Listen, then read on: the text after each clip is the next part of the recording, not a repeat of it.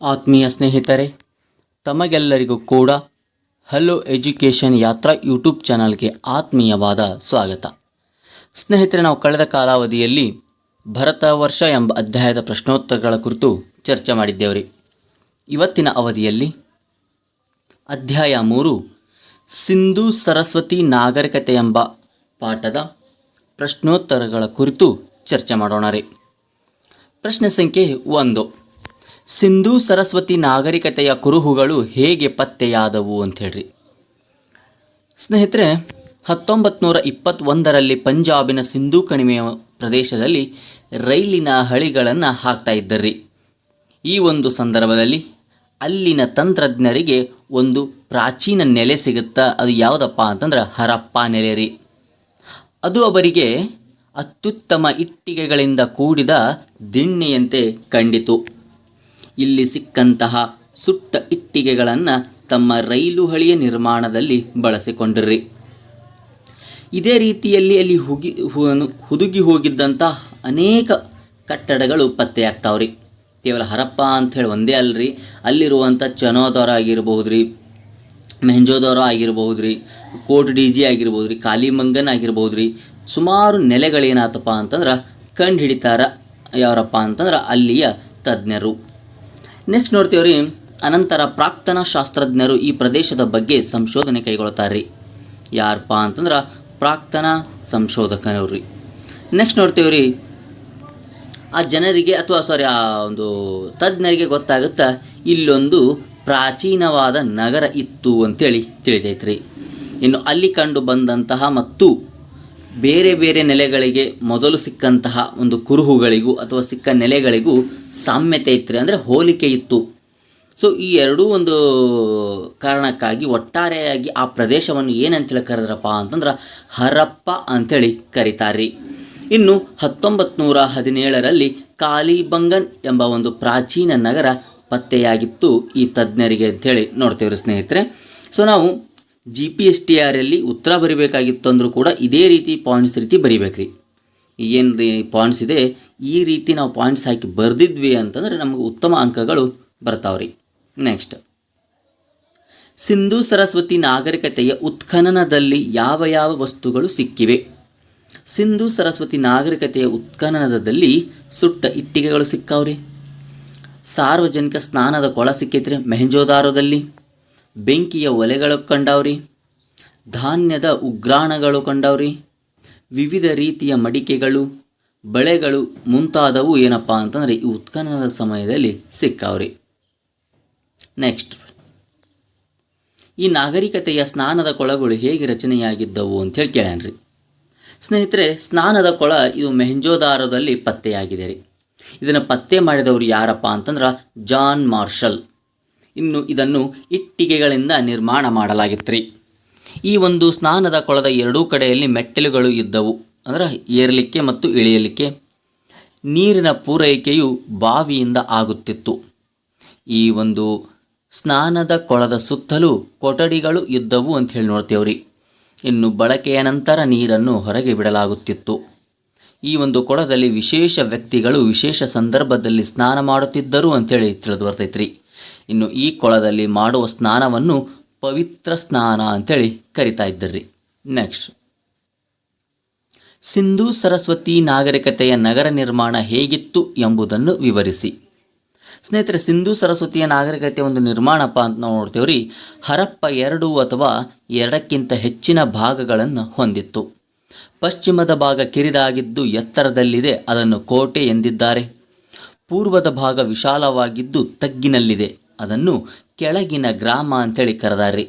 ಇನ್ನು ಈ ನಗರದ ಸುತ್ತಲೂ ಗೋಡೆ ನಿರ್ಮಾಣ ಮಾಡ್ಯಾರ್ರಿ, ಅದು ಸುಟ್ಟ ಇಟ್ಟಿಗೆಗಳಿಂದ. ಈ ಒಂದು ಕಾರಣಕ್ಕಾಗಿ ಪರಸ್ಪರ ಗೋಡೆ ಏನಾಗಿತ್ತಪ್ಪ ಅಂತಂದ್ರೆ ಪರಸ್ಪರ ಇಟ್ಟಿಗೆಗಳು ಬೆಸೆಯುವ ರೀತಿಯಲ್ಲಿ ಗೋಡೆ ನಿರ್ಮಾಣ ಮಾಡಿದ್ದರಿಂದ ಈ ಗೋಡೆ ಹೆಚ್ಚು ಭದ್ರವಾಗಿತ್ತು. ನೆಕ್ಸ್ಟ್ ಪಾಯಿಂಟ್ ರೀ, ಸುಟ್ಟ ಇಟ್ಟಿಗೆಗಳ ಬಳಕೆಯು ಆ ಸಂಸ್ಕೃತಿಯ ಉನ್ನತಿಯನ್ನು ತಿಳಿಸುತ್ತದೆ. ನಾವು ಹರಪ್ಪ ನಾಗರಿಕತೆ ಅಂಥೇಳಿ ಬಂದ್ವಿ ಅಂತಂದ್ರೆ ಅಲ್ಲಿ ಮುಖ್ಯವಾಗಿ ಕಾಣುವಂಥದ್ದು ಏನಪ್ಪ ಅಂತಂದ್ರೆ ಸುಟ್ಟ ಇಟ್ಟಿಗೆಗಳು ಅಂಥೇಳಿ ನೋಡ್ತೇವ್ರಿ. ಸೊ ಅದರಿಂದ ಆ ಒಂದು ನಗರವನ್ನು ನಿರ್ಮಾಣ ಮಾಡಿದ್ರು. ಇನ್ನು ಮೆಹಂಜೋದಾರೋದಲ್ಲಿ ಈಜುಕೊಳವನ್ನು ಪತ್ತೆ ಮಾಡಲಾಗಿದೆ. ವಿದ್ವಾಂಸರು ಇದನ್ನು ಸ್ನಾನದ ಕೊಳ ಎಂದಿದ್ದಾರೆ. ಕಾಲಿಬಂಗನ್ ಮತ್ತು ಲೋಥಾಲ್ನಲ್ಲಿ ಬೆಂಕಿ ಒಲೆಗಳು ಕಂಡುಬಂದಿವೆ. ಮೆಹೆಂಜೋದಾರೋ, ಹರಪ್ಪ ಮತ್ತು ಲೋಥಾಲ್ನಲ್ಲಿ ಸಂಗ್ರಹಣೆಯ ಕೊಠಡಿಗಳು ಅಂದರೆ ಉಗ್ರಾಣಗಳು ಅಂತ ಹೇಳಿ ಕರಿತೇವಲ್ರಿ, ದವಸ ಧಾನ್ಯಗಳನ್ನು ಶೇಖರಣೆ ಮಾಡುವಂಥ ಒಂದು ಕೊಠಡಿ, ಅದನ್ನು ಸಂಗ್ರಹಣೆ ಕೊಠಡಿ ಅಥವಾ ಉಗ್ರಾಣ ಅಂತೇಳಿ ಕರೀತಾರೆ. ನೆಕ್ಸ್ಟ್ ಪ್ರಶ್ನೆ, ಸಿಂಧೂ ಸರಸ್ವತಿ ನಾಗರಿಕತೆಯ ಕುರುಹುಗಳು ವೈದಿಕ ಪರಂಪರೆಯ ಅವಿಚ್ಛಿನ್ನತೆಯನ್ನು ತೋರಿಸುತ್ತವೆ, ಹೇಗೆ ಎಂಬುದನ್ನು ವಿವರಿಸಿ.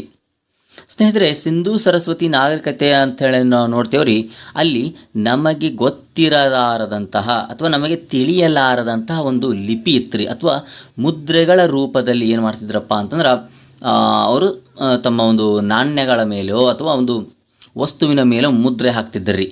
ಈ ಮುದ್ರೆಗಳ ಮೇಲೆ ಗೊತ್ತಿರದ ಲಿಪಿಗಳು ಕಂಡುಬಂದವ್ರಿ. ಇವತ್ತಿನವರೆಗೂ ಆ ಒಂದು ಲಿಪಿಯನ್ನು ಸಂಶೋಧನೆ ಮಾಡಲು ಆಗಿಲ್ಲ ಅಂಥೇಳಿ ನೋಡ್ತೇವ್ರಿ. ಮುದ್ರೆಗಳ ಮೇಲೆ ಚಿತ್ರ ಅಂತ ಹೇಳಿದ್ದೀನಿ ರೀ. ಪ್ರಮುಖವಾದಂಥ ಚಿತ್ರಗಳು ಯಾವಪ್ಪ ಅಂತಂದ್ರೆ ಋಷಭನ ಚಿತ್ರ ಕಂಡುಬರತ್ರಿ.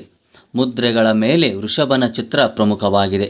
ಮತ್ತೊಂದು ಚಿತ್ರ ಯಾವುದಪ್ಪ ಅಂತಂದ್ರೆ ಅಶ್ವತ್ಥದ ಎಲೆಯದ್ದು.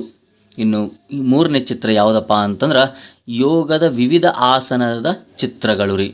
ಯೋಗದ ವಿವಿಧ ಆಸನಗಳ ಚಿತ್ರ ಕಂಡು ಬಂದೈತ್ರಿ. ಇನ್ನು ಋಷಭ ಅಂಥೇಳಿ ನೋಡ್ತೇವ್ರಿ, ಇದು ಶಿವನ ವಾಹನ ಮತ್ತು ಧರ್ಮದ ಪ್ರತೀಕವಾಗಿದೆ. ಅಶ್ವತ್ಥದ ಎಲೆ ಇದು ಯಜ್ಞವೃಕ್ಷ ಅಥವಾ ಜಗದ್ ವೃಕ್ಷವಾಗಿ ಕಂಡುಬರುತ್ತದೆ. ಇನ್ನು ವೈದಿಕ ದರ್ಶನಗಳಲ್ಲಿ ಒಂದಾದ ಯೋಗವೇ ಮೊದಲಾದ ಸಂಗತಿಗಳನ್ನು ಸಿಂಧೂ ಸರಸ್ವತಿ ನಾಗರಿಕತೆಯಲ್ಲಿ ಕಂಡುಬಂದ ವೈದಿಕ ಪರಂಪರೆಯ ಒಂದು ಅವಿಚ್ಛಿನ್ನತೆಯನ್ನು ತೋರಿಸುತ್ತದೆ. ಅಂದರೆ ಆಗಿನ ಒಂದು ಸಮಯದಲ್ಲಿ ಕೇವಲ ಮುದ್ರೆಗಳ ಮೂಲಕ ತಮ್ಮ ಒಂದು ವ್ಯಾಪಾರ, ತಮ್ಮ ಒಂದು ವ್ಯವಹಾರವನ್ನು ನಡೆಸ್ತಾ ಇದ್ದರು. ಯಾವುದೇ ರೀತಿಯಾದಂಥ ಲಿಪಿ ಇರಲಿಲ್ಲ. ನೆಕ್ಸ್ಟ್, ವೇದ ಕಾಲದ ಸಮಾಜದ ವ್ಯವಸ್ಥೆ ಹೇಗಿತ್ತು?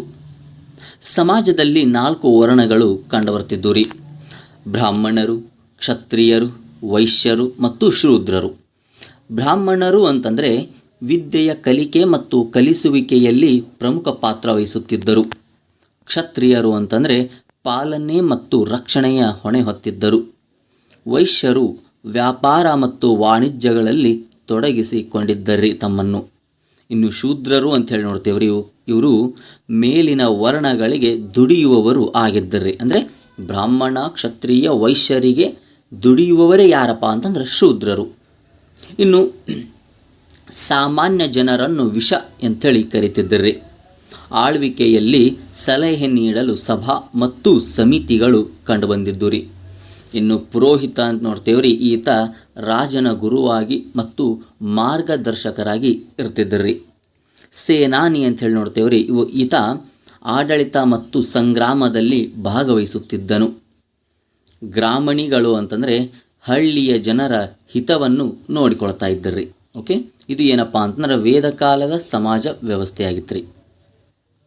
ಮುಂದಿನ ಪ್ರಶ್ನೆ ರೀ, ವೇದಕಾಲದ ಕೃಷಿ ಮತ್ತು ವ್ಯಾಪಾರಗಳ ಬದುಕು ಹೇಗಿತ್ತು? ಕೃಷಿ ಮತ್ತು ವ್ಯಾಪಾರ ಅಂತ ನೋಡ್ತೇವ್ರಿ, ಸಿಂಧೂ ಸರಸ್ವತಿ ಒಂದು ಕಾಲದ ಸಂದರ್ಭದಲ್ಲಿ ಕೃಷಿ ಮತ್ತು ವ್ಯಾಪಾರದ ಮೇಲೆ ಅವಲಂಬನೆಯಾಗಿತ್ತು ಈ ಒಂದು ನಾಗರಿಕತೆ. ಇವರು ಗೋಧಿ, ಬಾರ್ಲಿ, ಕಾಳು ಮುಖ್ಯ ಬೆಳೆಗಳನ್ನು ಬೆಳೀತಾ ಇದ್ದರ್ರಿ. ಇನ್ನು ಇವರು ಹತ್ತಿಯನ್ನು ಬೆಳೆದು ಉಡುಪನ್ನು ತಯಾರಿಸುತ್ತಿದ್ದರು. ಇವರು ಹತ್ತಿಯನ್ನು ಸಿಂಧೋನ್ ಅಂತೇಳಿ ಕರಿತಿದ್ದರ್ರಿ. ನೆನಪಿರಬೇಕ್ರಿ, ಹತ್ತಿಯನ್ನು ಸಿಂಧೋನ್ ಅಂತೇಳಿ ಕರಿತಿದ್ದರ್ರಿ. ಇನ್ನು ಇವರು ನೀರಾವರಿಯನ್ನು ಬಲ್ಲವರಾಗಿದ್ದರು.